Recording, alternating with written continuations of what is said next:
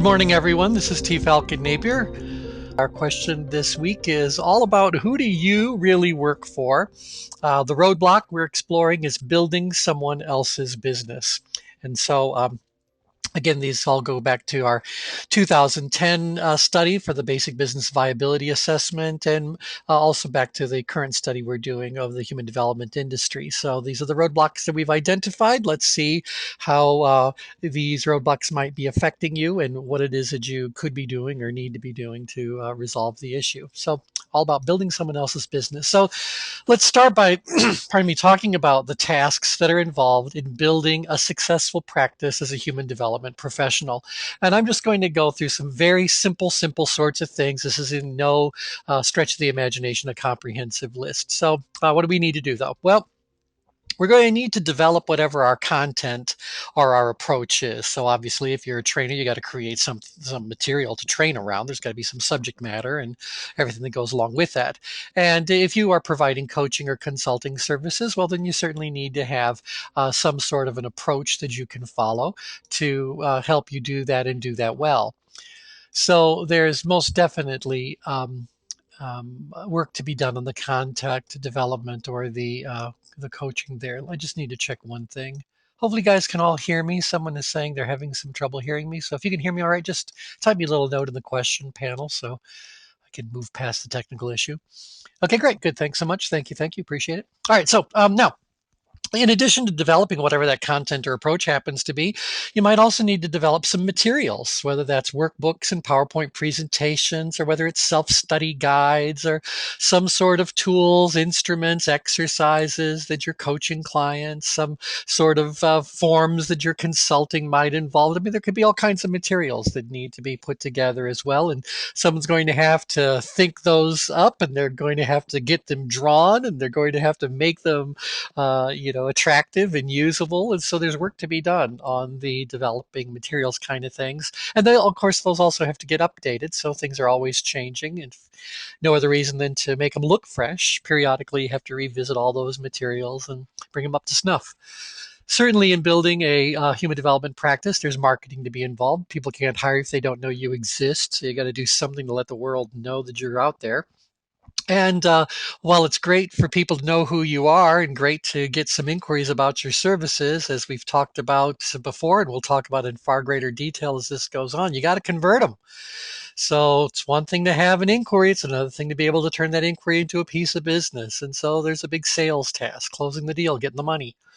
Then, of course, there's delivery of the services. So sooner or later, you either have to sit down with somebody or stand up in front of some group and deliver on whatever those services happen to be. And no doubt about it, there's always some administrivia that has to be done. So paperwork and billings and tax stuff really all depends on how big of a human development business you end up growing. So these are it, six basic tasks that are involved in building a human development practice. So what I did as we started to put this together with our certified team members is I said, okay, well, there's a lot of different work arrangements you guys can pick from. I don't know if you consciously chose the work arrangement that you're in right now, or if you just kind of fell into it. But these are the different working arrangements that are out there. And again, it's not supposed to be an exhaustive list, but these seem to be the ones we stumble across most. Certainly, you can be in private practice. It's you and you alone, your world. You're welcome to it. So you can also have a synergistic business partnership. These are when you find two or more people that are in private practice who say, you know what, we should kind of join forces. We could share some clients. We could cover for each other. We could appear to be much bigger, much more ready to handle larger projects, things like that. So, hey, let's work together. Let's be synergistic. So there's always those kinds of things mulling around. Synergistic business partnerships, and I put partnerships in quotes because these aren't formal legal partnerships. It should be a lowercase p partner. These are people that you are partnering with who might be colleagues or might have some reason that, at least on the surface, seems like a good idea for you guys to kind of join up. Certainly, you can operate under licensing agreements or a franchising operation. There's a lot of opportunities out there where people can buy a franchise, buy a territory, and usually when they're doing that, they are locked in to whatever their material happens to be. So they're supposed to represent that particular company, and and they're not supposed to confuse the buying public by offering other services, things like that. Where licensing is a little bit simpler, you can get licensed in just the use of an instrument, like you guys are when it comes to the ChangeWorks system. And you can have lots of different licenses for lots of different things that you might be doing and put it together in whatever your custom blend happens to be. So there's licensing arrangements, there's franchising arrangements, and they've got some good points and bad points as well. You can also serve as a contractor, and now I'm talking about you are working for a larger company who is in turn providing services to end user clients. And so you might be working for a training company, but you're a staff trainer. You're not the owner. You're someone who's been hired to deliver on this. And maybe it's a permanent position, and maybe it's just they need you from time to time. But there's kind of a contract kind of an arrangement there that might be working. So, yeah, there's also outside supplier staff positions, and now we're getting into maybe more on the coaching side of things. I have several of our coaching professionals. Somehow or another identified a very large coaching company. And this coaching company was really just looking for very talented coaches that they could sort of farm out on these different deals. And so it was almost like an employment agency where, every week, couple of weeks, they'd be approached with another project or another task, and off they'd go on that assignment. So there's outside supplier staff positions. There's certainly in-house positions. I think many of you had an in-house position before deciding to go out on your own. And if you haven't done that, then certainly as you've been working with your clients, particularly those who are working with organizations, you've seen they have training departments, and they've got HR departments that are offering different sorts of services internally. It could very well be that you could find a great working arrangement as in an in-house position and let someone pay you a salary and give you benefits and all that sort of thing that goes along with it. And certainly we can volunteer. And I think a lot of times people that are supposedly building private practice end up volunteering a lot of their time. So maybe it's a deliberate volunteering, maybe it's an accidental volunteering. But these are the 7 of the basic sorts of working arrangements that we've stumbled across as we've worked with the professionals in the human development industry over these years. So let's see if we can put these two things together and make some sense out of the choice that each of you have made, or make some sense about the choice you guys might want to be moving toward as this year unfolds. In a private practice, so this is you working for you, it's all about you. Well, you have to do all 6 of those things. You've got to develop the content or the approach. You have to develop the materials. You have to do the marketing. You have to do the sales.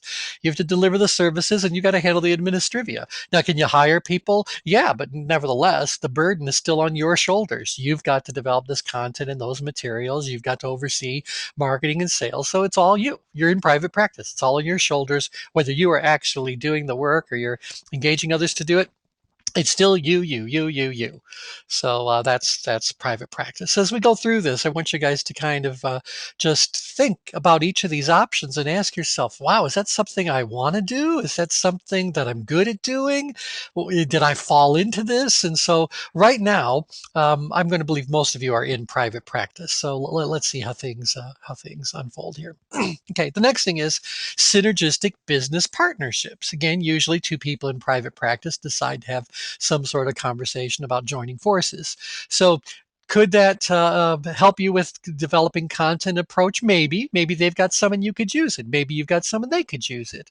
How about developing materials? Maybe that would reduce some of that workload on your behalf, because maybe they've got materials that are better and they're happy to share them with you.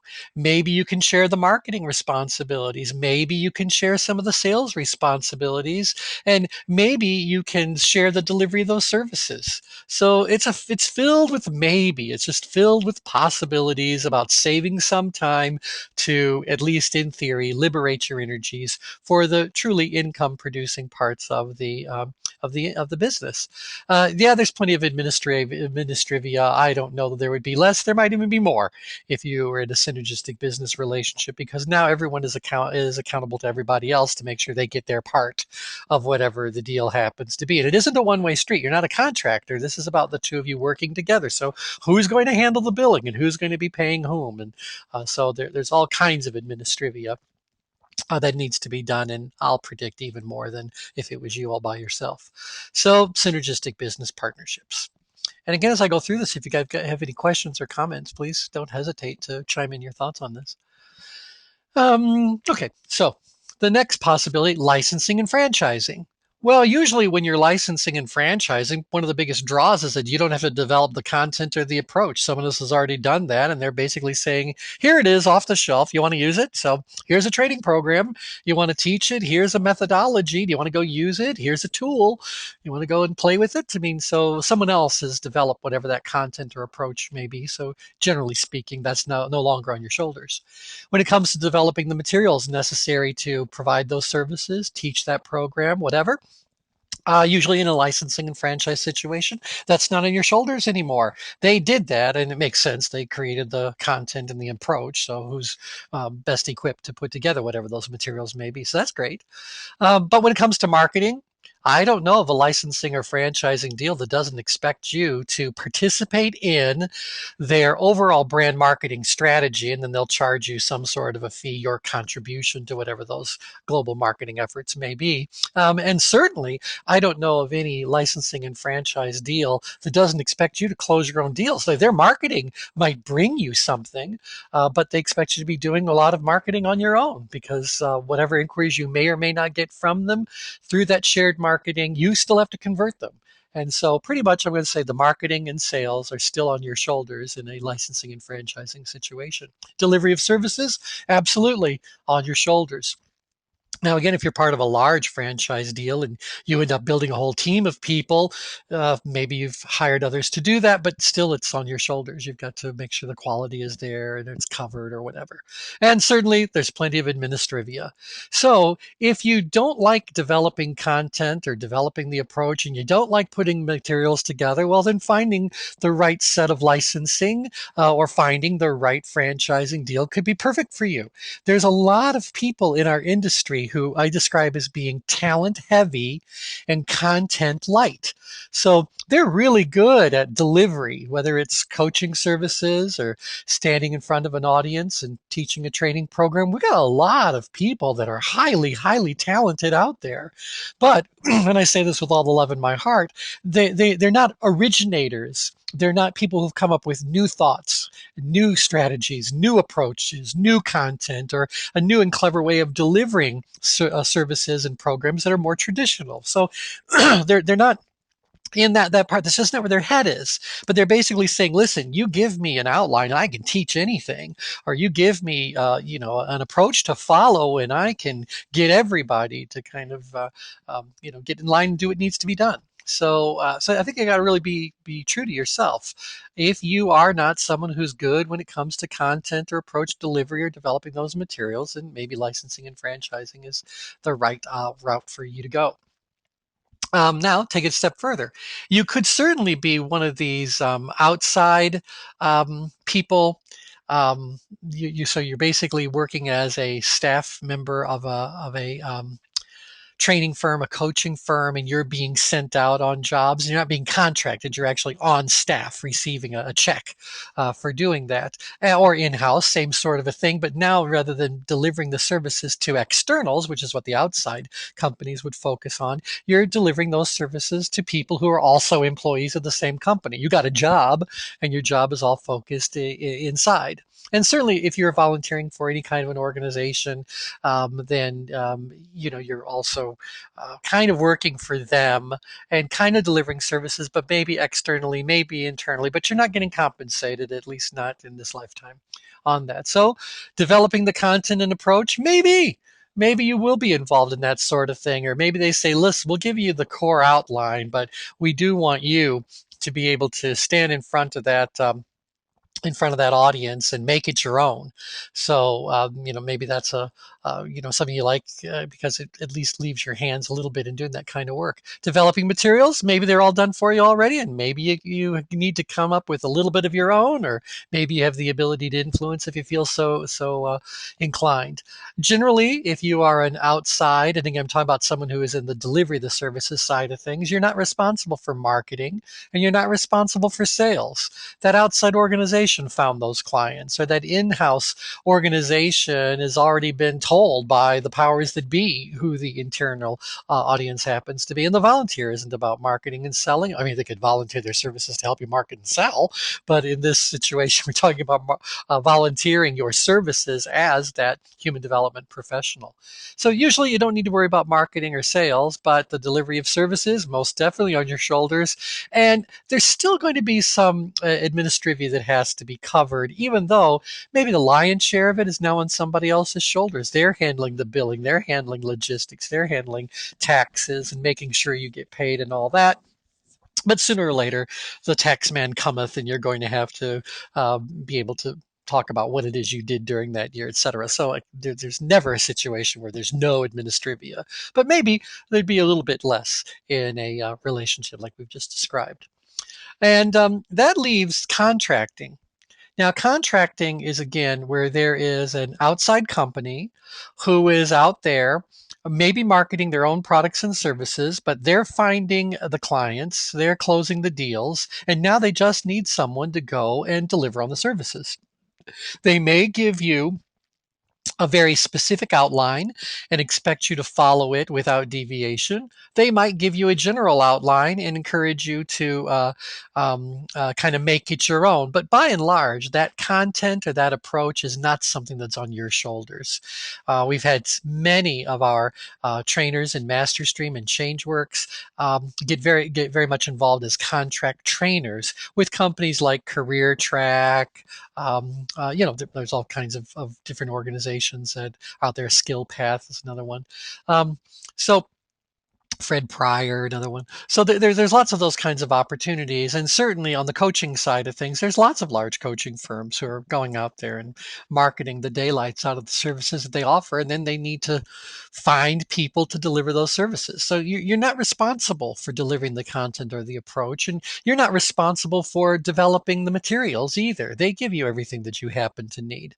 You don't have to worry about the marketing and you don't have to worry about the sales. So pretty much the only thing that you're expected to do is to show up on time and deliver your services and deliver them well. Yeah, there's still some administrivia because there's going to be expense reports that have to be filled out, and they might want you to collect smile sheets or some sort of feedback from your audience, and there might be reviews. I mean, there's going to be administrivia that has to be done, but there's something about contracting that is very attractive to people in the human development industry. Now, in our experience, this is not something they start off thinking about. Usually people start off thinking like, I've got my ideas and I've got my passion and I'm going to go out there and I'm going to do it all. I'm going to start that private practice. And then they start in their private practice and they begin to realize that it's a bit more challenging than perhaps they estimated, or the ability required to do it successfully is a bit greater than they had originally framed their ability. And so they suddenly find themselves in need of work, in need of billable hours, and they don't think they can go and find it on their own. So they go like, well, maybe I could do a little bit of contract work, so I'm at least making enough money to take pressure off of me, but while I'm out there building what I really want to be doing. And so people kind of get pulled into it because it seems like it's a really wonderful, wonderful way to do it. Now, many people who get pulled into contract work end up getting sucked in to contract work. And at a certain point, they become so busy serving as that contractor that they no longer have the time or the energy to actually focus on their private practice. And then they end up trapped in that. So we've got lots of stories we could share with you about specific people on our team who have lived that reality. And it all starts off seeming so innocent, but it can end up growing into something that can be quite problematic. So I wanted to do a deeper dive into this whole world of contracting. Some of you may be doing some of it, and if you are, consider this next section of the program to be fair warning about where things could end up. And if you guys are more at the beginning of your career, you really want to go in with your eyes wide open so you can kind of use contracting opportunities in the most advantageous way for you without creating a real future dilemma. So, with that, let's talk a little bit about that. Let's see, got some comments here. I got into contract work to get immediate cash flow, but I wish I had my own practice generating that cash flow instead. Yeah, this is exactly it. That sentiment has been shared by so many people. Got into it because there seemed to be this immediate cash flow, but then it ends up it grows. And here's the thing, and I'll probably talk about a couple of these points as we work through the next few slides. But I'm just going to share a story with you. We have a wonderful colleague. I'll let her remain nameless, but wonderful, wonderful colleague. Known her for at least a decade now. And she left a corporate job that had really done quite well for herself, and she decided she was going to go out and do that kind of training work on her own. And she'd been very, very successful in the competitive speaking circuit with Toastmasters and things like that. So she knew she had the platform skills, she has the presence, and has the corporate track record. I mean, absolutely everything you could want going into it. Well, she gets now she quits her job. She goes into private practice, and very quickly a bunch of things happened. So her relationship ended, and she had something happen with one of her kids. And point is, money got even tighter, and living arrangements got thrown into upheaval. And now what is it that she's going to do? And so she stumbled across one of these contract companies. And again, these are the Fred Pryors of the world, Skill Path, Career Track, whatever they happen to be. I'll allow that one to remain nameless as well, the one she chose. But she decided to go ahead and respond to the ad because they were saying, all we are asking you to commit to is 6 engagements per month.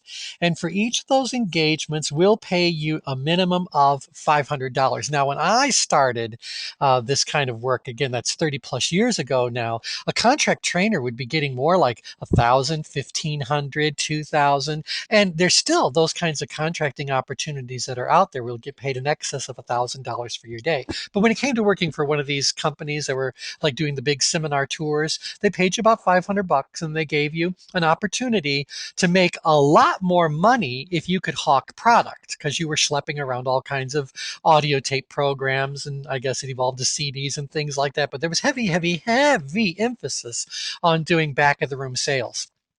And so you could make another 500, another 1,000, whatever it is. So there was definitely money to be made, but you had to not only be good delivering the program, but sooner or later you had to have those sales skills to pitch that audience on buying your stuff. And so this individual who was so reluctant to sell herself ended up getting really good at selling stuff from the stage. Now, unfortunately for her, um, she ended up getting so good at it that they asked her if she could take on a few extra dates. And so I think they increased it up to something like 10. And then they were dangling things like, rather than going to Indianapolis and, little small cities scattered hither and yon, we've got some international opportunities. So, or we got Hawaii at the very least. So, would you be willing to do that? So there was this sudden recognition on the part of the contracting firm that they had a very talented person. And so, like any smart company of its kind, it would want to use that person as much as possible, leverage them as thoroughly as they possibly can. And that's exactly what they did. So it ended up growing to the point that she was getting perhaps 10 or 12 engagements per month. But these engagements were not on consecutive days. And so there would be 2 days in between traveling. And so it didn't take very long before literally every single moment of every work week was filled with the stuff that had to be done for these contract jobs. I mean, all this product had to be schlepped back and forth to the post office to be shipped to the next location. So there was prep work to be done. There was post work to be done. There was all kinds of minutia that needed to be done. And so very quickly, she found herself having absolutely zero time to put into her own business. And now it is now 10 years later, 12 years later, and this individual is finally now going back into business for themselves after 10 years as a full-time trainer for that, for that, or full-time contract trainer for that particular company. So you got to be really careful. Now, again, part of the reason why she didn't do the breakaway, and I'll talk about the escape plan in just a couple of minutes, is that while they were paying her and giving her extra days, the amount of money they were paying her was always just enough to help her cover whatever her requirements happened to be. And so there was never this idea that it was extra money. No, it very quickly became the only money. And even then, it wasn't enough, but all the time was filled. And so she actually now had even fewer resources to be able to float herself while her personal business was coming up to speed. And so there's this possibility of being trapped in the contract world if you're not careful. Let's see. Yeah, definitely constrains my schedule, my energy, etc. Exactly right. Exactly right. And so again, we'll do a deeper dive, but just kind of look at this screen one more time before I leave it. Contracting is a very attractive thing on the surface. You don't have to develop the content. You don't have to develop the materials. You don't have to do any marketing. You don't have to do any sales. You just get to do the part that you love to do. You get to deliver those services. And yeah, there's some administrative that has to be done. So attractive, so attractive. Let me tell you how attractive it actually is. So here's the case for contracting. And again, I'm not suggesting that you guys do it, don't do it. I just want you to have your eyes wide open around it. And so as we work our way through this list, if you think that this would be appropriate for you, put a check mark by it on, a little scratch paper or wherever, just so you can kind of go like, wow, there is really a strong case for me to put myself out there as a contract talent. And so here it is. If it's good experience for you, there are opportunities out there that in the long run may not be subjects you care to teach. It may not be going after companies you care to go after, but you know what? Maybe it's just plain good experience. So you're learning about the industry, you're getting your dues paid. It's just good experience, giving you breadth of knowledge, exposing you to more people. This is a good thing. So you got to say, like, you know what? It's going to be a good experience for me. And at this stage in my career, I could use some experience. The second possibility, if it's a chance for you to gain exposure. Now, when I'm talking about gaining exposure, I mean gaining exposure to the people that you would really love to hire you to do the work you really want to be doing. And so, for example, if you know that the services you ultimately want to provide, you want to be providing to the executives in the company. So let's say you're an executive level coach. But this contract opportunity is asking you to go into a company and do some group coaching activities with teams of people inside the organization. Well, this could be a good chance for you to gain some exposure to people higher up in that organization who might want to engage the services you actually would prefer to offer. And so if you think it's a chance for you to gain exposure to places you would otherwise find difficult, if not impossible, to have such exposure, well, then you've got a point in favor of that contracting relationship. Um, the next one, if you can still market your private services. Now, what I mean by this is that there are certain arrangements with certain contract companies who say, I am hiring you to deliver this specific program. I am hiring you to deliver this specific subject. Anything above and beyond that that you stumble across is yours. We don't want any part of it. It's got nothing to do with us. And so we don't want to interfere because you're in there teaching our program on X. We don't want you to hesitate to talk to that client about Y and Z and ABC that you happen to offer. You're not violating anything. Good for you. Leverage, leverage, leverage.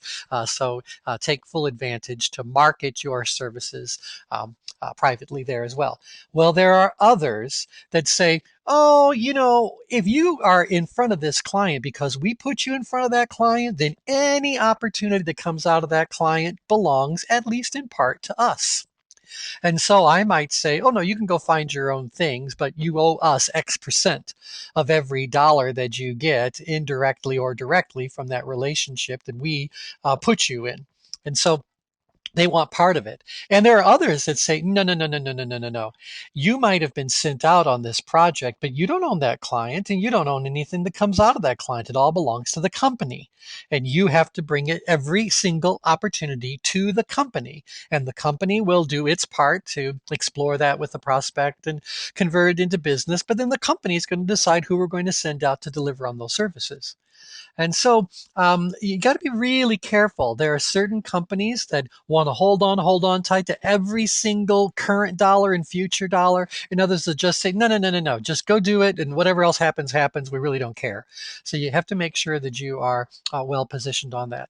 I was talking with one of our Master Stream and ChangeWorks professionals late last week, who was in a contract, got a project as a contractor to another professional. So it's not like this has a big firm or anything. This was another professional who happened to have a client and decided to ask this gentleman if he would provide a certain service to her client.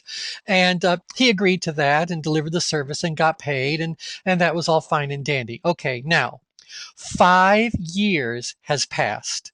And during those 5 years, he has done no work with that client and no further work with that particular individual, that gal.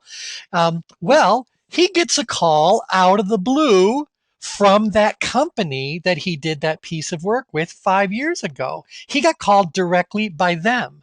They didn't call her, they didn't even include her. And he feels as though he's in some sort of a real dilemma because you know they never would have known him about whatever. And I'm kind of going like, okay, I completely get that. What was the agreement you had with the person going into this arrangement, and what limitations would have been applied to that? I mean, somewhere along the line, there has to be a statute of limitations.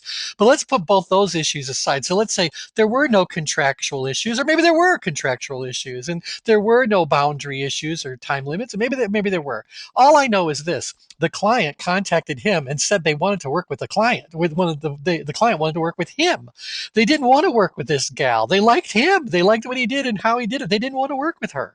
And so I think ultimately I said, well, there is no contractual obligation. If there was such a thing, I can only imagine it would have expired by now.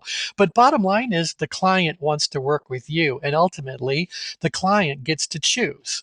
So unless you guys are ready to walk away from this altogether, unless you're willing to walk away altogether, why don't you let your client make the decision and let the chips fall where they may? Well, he was racked with guilt. Shouldn't I at least notify this person? I'm kind of going like, okay, you haven't spoken to this person in 5 years. You don't even know if they're still in business, and you want to open up this topic. I said, I'm not saying don't do that. I'm saying to you, perhaps there is a reason that the client did not wish to contact this individual, and now you are taking it upon yourself to do something that that client might prefer you had not done. Maybe they didn't want to open up a can of worms. And so my point is that these opportunities could open up private opportunities or private opportunities for you to present your private services. You've got to be very careful going into it that you understand the rules. And if you're going into a situation where there are no rules, I would suggest you set some rules from the very beginning so that you don't end up with these, moral sorts of issues 5 years down the road. And not 5 months. If it was 5 months, it'd be saying, oh, no, no, no, no, no, no, no. You have to do something to try to facilitate this as a joint effort, but not 5 years later with silence all around. Okay, anyway, so questions, comments about that, or is that all pretty good? Yeah. Okay, great. Okay, so let's go into the next little point here. It's fine for you to do some contracting if it's going to fill some vacancy you have in your calendar. Let me make that very clear. You have a calendar. On the calendar, you've got lots of work that you have put on your calendar. The contract work is supposed to fill the vacancies in your calendar. If you're not careful, what ends up happening is that the contract work starts to become the most prevalent thing on your calendar, and now you're filling in the vacancies with whatever you can find. Now, going back to this contract thing, again, another warning from this gal, they had the right to cancel her 1 week in advance without penalty. 1 week in advance. You have zero chance of finding something billable with only 1 week's heads up time. And so, very important that you say, if I can use this contract opportunity to fill in the gaps that exist in my calendar, great. But I can't let them run my calendar, because if they do, then my real work is going to be that secondary filler. You can also do contracting work if they pay you well. And you got to decide what well really means for you. But I can remember, as I said earlier, a day where a contract trainer would receive 1,000, 1,500, 2,000, even $2,500 for a day of their time. And I'm talking about 20, 25, 30 years ago. So for whatever reason, maybe there were fewer, maybe there were more opportunities. I don't know. All I know is that the money that a contractor was being offered seems to be a lot greater than it is today. And so, um, if they're going to pay you under $1,000 for your day, you might want to ask yourself, isn't there some better way I can do that? Or let's just talk about an hourly rate.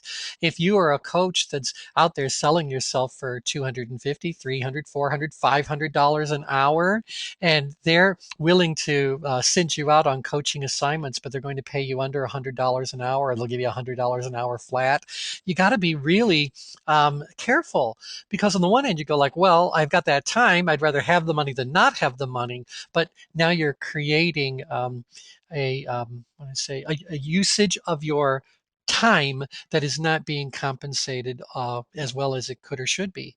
So if they pay you really, really well, great. Who wants to turn that down? So, I mean, even today, if someone called me out of the blue and said, "Hey, we just need you to go fill out on something, we'll pay you 5 grand," I'd have to kind of go like, "Well, all right, well, I'll go do that. I mean, that's really great money. So why not do that?" But as they start to reduce the amounts that they're willing to pay someone, you really have to go, that's not a case, that's not a point in favor of contracting. Next one, the case for contracting. If you don't have to find the clients, and this should be a given, generally in these contracting opportunities, the client has already been found, and they really do want someone to just fulfill those services. So, but if this is just something that is essential to who you are, how you think, how you operate, you don't like finding clients, you don't like doing the marketing, you don't like doing the selling, or maybe you like it fine, or you wish you liked it, but you're just no good at it. Own whatever that truth is. Decide how much of your time and energy you want to invest in becoming good at something. And if you just go like, no, I've tried it long enough, it's just not really working. Okay, big point in favor of contracting. You don't have to find the clients. Next thing, if you're learning something for your future. Now, one of the things that this, I think, falls into is if you're at the beginning of your career and you've got a great subject in mind, and you know that at a certain point in time you'd like to write a book, and then you'd like to use that book to market yourself and find clients, well, it may not be a mistake for you to align yourself with someone who has recently written and published that book and is out there marketing themselves, etc. There's a great learning opportunity, and it's a learning opportunity that you think you would actually use later on in your in the map you've made of where you want your business to go. So is this about mentoring with doing a mentoring kind of thing? Is this an apprenticeship kind of a thing? If you want to think about it that way, that's a good case for contracting. It'll give you experience, and you could very well learn some things that would be very, very vital for your future. very vital for your future. Another case for contracting, if you get to travel the world, and I think this is one of the greatest attractions that contract training could offer someone. Um, they have engagements happening all over the world, and they need someone to be willing to travel it. It's great. Now it gets tired after a while, and there aren't too many people that I can say this to, uh, and feel like what I'm saying is okay. But you guys are all in this industry. It's very exciting to be sent to Europe for 3 or 4 months out of every single year, and it's good money, and you're seeing the world, and someone else is paying for it. But as they send you to the same cities over and over and over and over, yeah, you get your favorite hotel and you get your favorite restaurant, and it's never a bad day when you get to see the Eiffel Tower. I mean, all that's really fine and dandy, but it gets to be kind of routine very quickly, and you start to miss sleeping in your own bed, etc. So getting to travel the world is wonderful. If it turns into have to travel the world, then you got an issue there. And certainly as the economy has gotten more and more challenging, you're watching these contract firms change some of the rules. And one of the rules is about travel and comfort in travel. So the days of business class travel for you as an outsider to receive, I can count and fill two hands very quickly with customers who used to routinely do it and no longer are willing to do that. So now you're getting, folded up and stuffed into coach on a flight to the Orient. So this is not really a good way to be doing things. Okay. So a few more points in favor. And again, you want to be very fair with this opportunity. One point in favor of contracting is if the schedule can actually be flexible. If they would just say to you at the beginning of every quarter, what days are you available, and you tell them those days, and they book those days, then you got the time then to go and do whatever you want to be doing, or maybe you can condense their days into a solid week. Go do that week's worth of contract work, and then have the other 3 weeks or so available for you to do other things. So that would be a real case if you can have that kind of flexibility in the schedule. Another point, if you haven't decided what you actually want to do yet, I think a great many people get into the world of human development thinking they want to be an X. Trainer, coach, consultant, facilitator, mediator, moderator, whatever. They have this idea, and then they get into it and kind of go like, oh, yeah, not so much. That's a lot more work than I thought it was going to be, or that's kind of boring, or, whatever. And then they just kind of go like, so I just like to sample some things. Maybe I should start my career by getting a little flavor of what it's like to do training, and what it's like to do consulting, and what it's like to do coaching. I mean, maybe I need to do a little survey of the field, and before I commit too much. So that would be a point if it allows you to explore possibilities. Another thing, if you can actually just show up, deliver, and be gone, fantastic. But if you've got to get there 2 days early to prep the room, to make sure all the inventory has arrived, to lay it all out, to find the staffing, do the volunteers, work with the local venue, and afterwards you've got to pack it all back up and schlep it all over. This is a lot of work. If I can just show up and deliver and be done with it, all right, that's a point in favor of contracting. If it helps you fund your startup costs, maybe the reality is that you want to spend a year delivering contract services because you are developing whatever your program, product, or service may be, and you're comfortable doing that kind of work in the evenings or something like that. Maybe contracting would give you funding to help you with your startup costs. Maybe it buys you that time period when you are ramping up to doing your real business. And one last point, if there's an opportunity for you to capture video or audio segments and then be able to use those video or audio segments for your own marketing purposes, or perhaps as a product you might be able to sell, that would be a case in favor, a point in favor of the case for doing contracting. So those are, a couple of pages worth of good, strong points about why you might want to be doing some contracting. So now, with that, let's take a look then at the case against contracting. And again, as we go through this little list, if you agree with it, throw me a little amen or say, yep, that happened, or that's happening, or I don't want that to happen, so that you can fix the situation or defend yourself accordingly. So here's the case against contracting. If it distracts you from marketing yourself, the price may be too high. So you have to make a fundamental choice going into this. Do you want to work for someone else? Whose business are you actually building?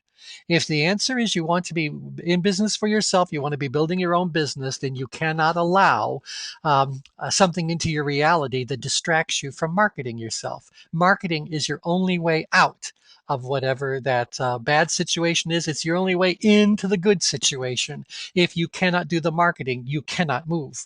And so you got to be able to do that marketing. Whether that marketing is talking to friends and family members, or that marketing is a big advertising campaign, I don't care. You've got to be able to focus on your marketing, or you won't be able to have the business you really want. If it doesn't pay you what you're worth, I get it. If they are handling all the responsibilities of finding the client and closing the deal and providing the core content or whatever, they deserve a certain percentage of whatever that overall bill happens to be. But what percentage?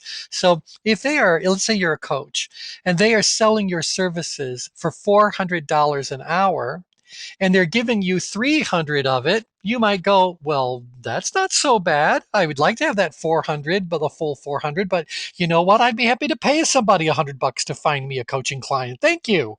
So, so you might kind of go like, oh, no, that'd be great. That'd be absolutely great. But what if they only want to give you half the money? Or maybe they want to keep 3/4 of the money and give you that $100 an hour. Now, do you feel like you're actually getting paid what you're actually worth? Or are you letting them tell you what you're worth because you settled on whatever that billable hourly rate might happens to be? So it needs to pay you what you're worth. Only you get to decide what you're worth. And we'll see if it lines up. Another thing against contracting, if it doesn't position you favorably with senior decision makers. Maybe I should say that more bluntly and say, if it doesn't position you unfavorably. Oh no, if it positions you unfavorably. Ugh, watch my double negatives. And here's what I mean by that. If you want to get into the executive ranks, but the way that you meet these executives is through your role as a contractor.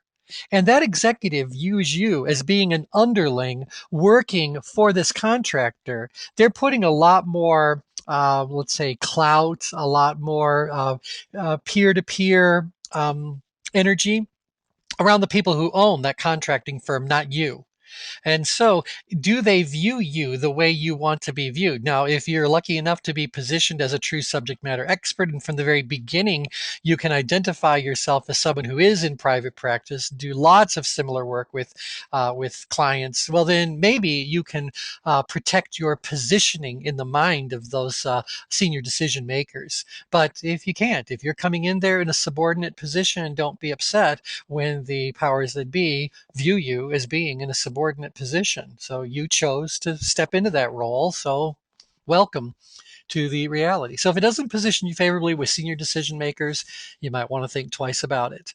If it represents too much of your overall cash flow. Oh, wait, we're getting a comment here. Let me share this.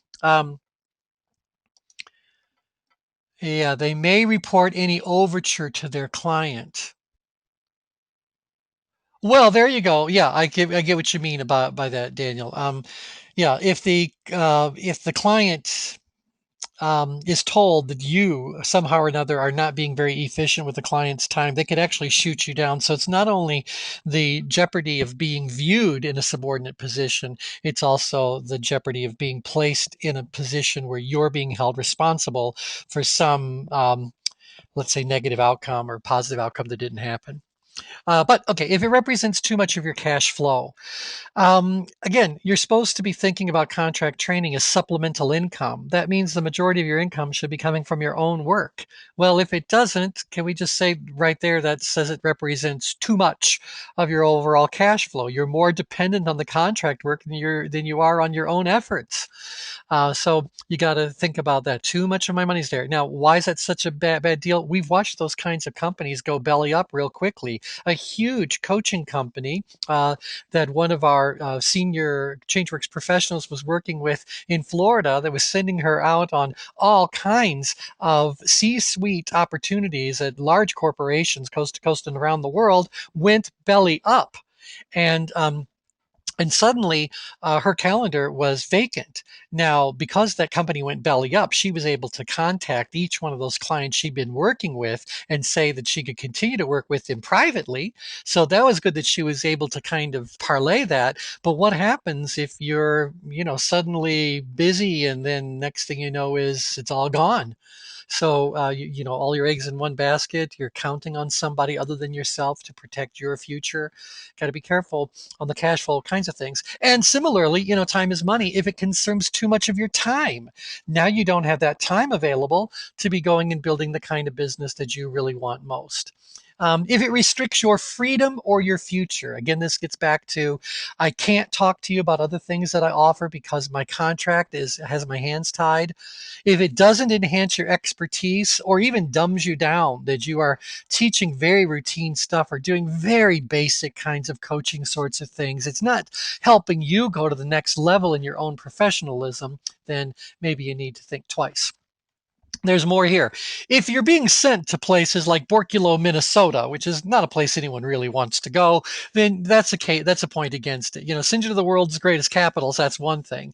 If you have to schlep stuff around, like I talked about with that colleague earlier, if you have to complete extensive reports, I mean, if every time you spend an hour delivering services, you've got to fill out an hour's worth of paperwork to get paid, this is a problem. If there's lots of pre-work and post-work that has to be done, and oftentimes that pre and post work is not being compensated. It's just stuff that comes along with whatever the contracted fee was for whatever services you did provide. If you can be canceled at the last minute, as I talked about a couple of minutes earlier, if you have to travel at the budget end, and if you have to front all the cash, there was a couple of very large public seminar companies way back when, 20, 25 years ago. And the deal they made was, and this is still the case, you got to front all of your own travel expenses. And if you're shipping stuff around, put it on your credit card, and then every month we'll reimburse you. Well, we had colleagues who ended up with $10,000+ on their credit card of expenses that never got reimbursed because the company went belly up, or they started having cash flow problems, and now they were trying to pursue the contract company with the debt that they owed. Well, you pursue someone because they owe you money, don't expect them to give you more work, but in that case, who would want more work with that particular client? So these are some of the points against contracting. And hopefully, as I went through this, you guys were able to think about your own business and ask yourself, is this something I would want to get involved with? Is this something I'd want to shy away from? Or when can I use it to my advantage? But what do I need to make sure that I do to protect myself if I end up, and almost always it's a success problem. You're really good, and so they want you more and more. And that's where all the problems come into play. If you're just mediocre, maybe you can get away with it. Oops, sorry, I zipped past my slide. I had one last slide to go over with you, and this is about escaping the contracting trap. Some of you on the call and many of you that might be listening to the recordings of this can very much be looking for a way out. Let's see, got a comment here. Yeah, and how about the we'll pay you when the client pays us trap? Thank you, Len, for contributing that. Oh, yeah. Or let's put in the world of speaking. They say, we'll pay you a percentage of the take at the door. It's just kind of like, what are you talking about? You can't pay me until your client pays you. Why should your cash flow problems become my cash flow problems? Because if they do, then we've got something that needs to be addressed very quickly. Thank you for that contribution. Amazing. Okay, so how do you get out of it? Well, there's a few very simple steps, and we have actually worked with several of our certified professionals as they plan their escape and work that escape plan. They moved from being more dependent on contract work than they were comfortable with to being fully independent. And so here it is, nice little steps that we suggest that you do. So number one, you need to determine how much money you actually need in a given month. I mean, an exact dollar figure, not a roundabout. Do the the math, ladies and gentlemen. Exactly how much money do you need every month? Now, you would think that I wouldn't have to emphasize the importance of knowing that number. But the vast majority of people that are currently working with us as ChangeWorks professionals, but they wouldn't know the answer. They know roughly. I want to know exactly how much money do you need per month in order to take care of what needs to be taken care of. And so that's what you need to know, because that's the number that's got to be covered in order for you to escape. So now you want to look at the amount you need and say, what percentage of this is coming from my existing clients? Well, whatever's left is what you want to limit your contract work to, just that much, not a dollar more, just enough. And try to put those boundaries around it immediately. Now, the next thing you want to do is, after you've limited the amount of contract work, is you want to do what you can do to compress those engagements so that they reduce distractions. So let's say that you're a contract coach. Can you move those coaching sessions into 1 or 2 or 3 days that you would be giving to that company per week, per month, whatever it is? Compress it to as small time on the clock as possible, because then it's not as big of a distraction. Where you're doing like one coaching session every day, well, every day then your ability to completely focus on your business is being distracted for at least that few moments by whatever this engagement happens to be. So do what you can do to compress those engagements into one thing. If you're a trainer, can you do those contract training gigs all in 1 week? So if they're going to give you 4 days, you have to do, great. Can I do 4 days in 1 week? Because I'd rather do that than have it be distracting me, one full day out of each and every week. Because by the time I do the prep and I do the travel and I do my thing and I come back and I'm tired and whatever, okay, it's a lot more than that. So compress it. The next thing, minimize travel. Do whatever you can do to not have to get on an airplane. And if you don't have to get on airplanes, do whatever you need to do to mean you don't have to get into a car. So minimize the travel and you liberate time. Confine whatever preparation or follow-up work has to be done to the downtime. And one of the things that we say to the people who are trying to get out from under being a contract trainer, for example, is use your time sitting around the airports and on the airplanes to do all this minutia. Do the preparation, do the follow-up, do the reportings, do the expense account, whatever it happens to be. Confine it to that downtime thing. So again, you don't want to allow all of these things that are pulling you away from building the business you want most, from infiltrating into the hours that you have available to you to build the business you want most. So confine it, put it in a cage, keep it there. Confront the reality of your situation. What I mean by that is, go back through these slides we've been talking about and ask yourself, do I really want to do the marketing? Do I really want to do the sales? Do I really want to do the program development? Do I really want to do that? Confront the reality of your situation. If the truth is you don't want to do it, own that. If the truth is you would love to be good at it, but you're not, own that.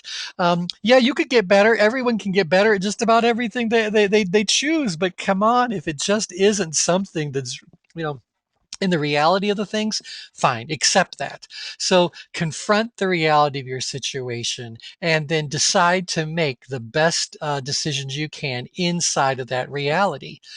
Then you can enlist the support of your family and friends. Let them know you're going through this transition and you need to be encouraged to do those things that need to be done for your own business, and you don't need to be made to feel guilty about the stuff that you're walking away from, what appears to be the bird in the hand situation there.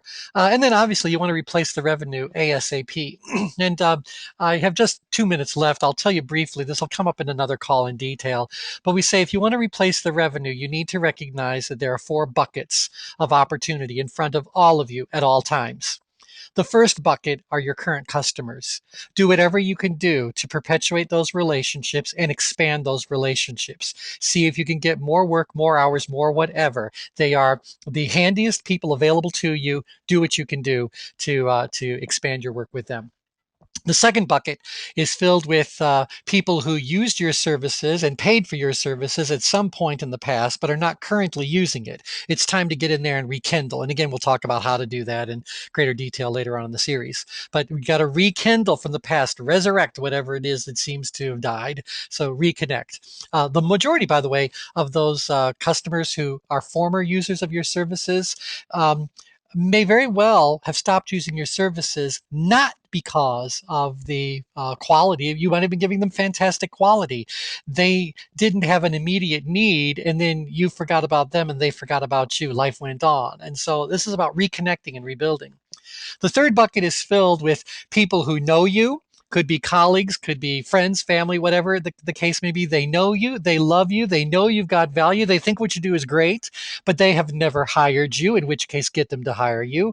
Or they have never hired you and never will hire you because you're just not really appropriate for whatever it is they do. Maybe they can refer you, point you in other directions. And then bucket number four are all the cold leads. These are the people that you would love to do business with, but you don't know anyone who can help point you to them. So we're going to have to find a different way in. So this is the new market. So those are the four buckets. And so if you want to replace the revenue as soon as possible, I believe you need look no further than your current customers and the prior customers, previous customers, to find whatever that revenue replacement may be. So, with that, our time is up for today's call. Next week, the subject is client population by default, roadblock number 6. Did you have a client population? So I'm going to be asking you to answer this question. Who is really choosing whom? Is your client list the result of a very carefully calculated and deployed strategy? Or is your client list the side effect of a lot of random things that have happened? So when I look at your client list, is this deliberate or is this by default? So that's what we're going to be looking at next week. So thank you all very much for joining us for Building a Career That Matters.